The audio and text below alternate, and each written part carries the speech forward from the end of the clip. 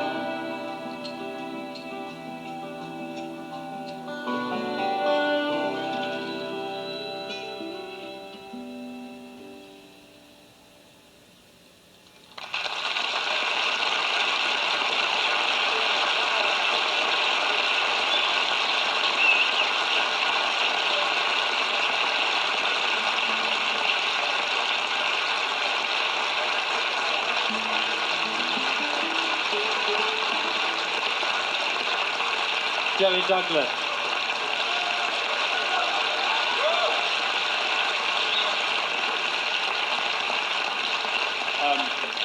I think we'd like to finish tonight with everyone who's taken part in the show tonight playing together, because guest musicians are meant to like each other, and luckily we do.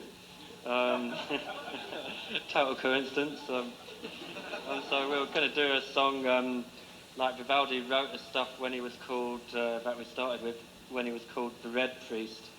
I think I've tried to turn the bloke into a blue priest because, I reckon he's lying underground there, right? And there's no way that the colour of his body could be red anymore, and also, the poor monster is, kind of bored lying in one position. So, I reckon if you can make a composer turn in his grave, this is what you should do out of the moral benefit for the composer.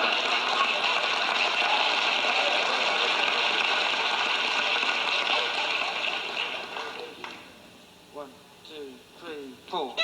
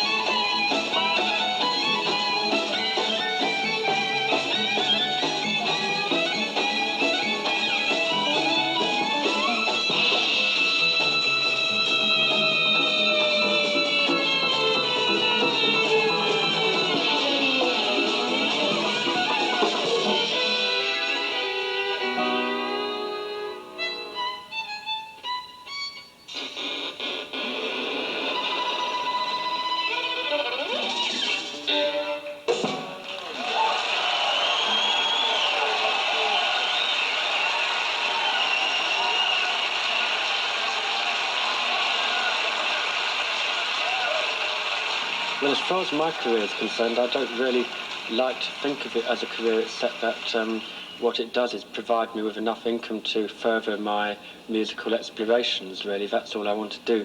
So I don't really think of it as a career. I can see myself playing Brahms Concerto in 50 years because I love that work. And I can see myself playing jazz in 50 years because, like, I'll probably be exploring different aspects of that music and writing my own stuff. And the same in, contemporary rock type of idiom I'll be writing. So I can see myself in 50 years definitely being heavily involved in music, but always because there's something new to discover, and it's always a great enjoyment to get out and play in front of the people who come to hear you play, and that kind of sharing of something which you think is a great experience is like the most attractive thing about it.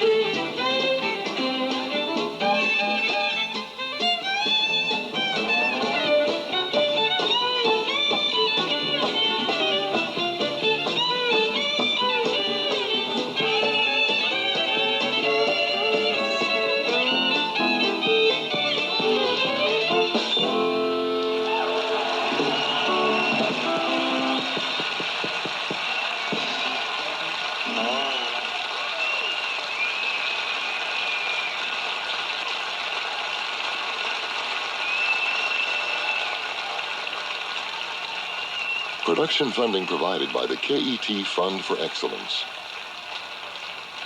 National distribution of the Lonesome Pine Specials is made possible by Target Stores, with funding provided by its parent company, Dayton Hudson Corporation, together celebrating over 40 years of community involvement. What did you think of the program you just saw? KET would like your comments, and we invite you to call our 24-hour toll-free reaction line. Record your message at 1-800-223-6383 and let us know what you think about programs on KET.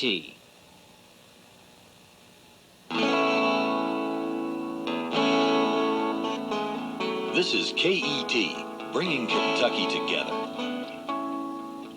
This is Channel 68, WKMJ, Louisville, Kentucky.